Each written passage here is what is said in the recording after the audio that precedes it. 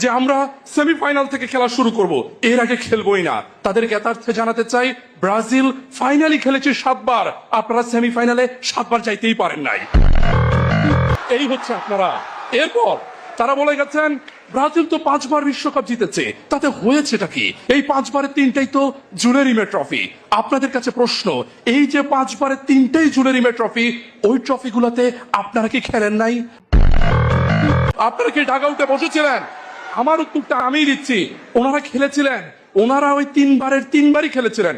থুক্কু, ওনারা 3 বার খেলতে পারেন নাই, ওনারা 2 বার খেলছিলেন। একবার কেন পারলেন না? 1970 সালের জুলেরিমে ট্রফিতে চ্যাম্পিয়ন হয়েছিল ব্রাজিল, আর্জেন্টিনা খেলতেই পারে নাই। না না, আরে আপনারা অস্থির হবেন না, আপনারা অস্থির হবেন না। আপনারা ভাববেন না যে আর্জেন্টিনার কোনো খেলোয়াড় মনে পায়ে ব্যথা পেয়েছিল। ঘটনা সেটা না।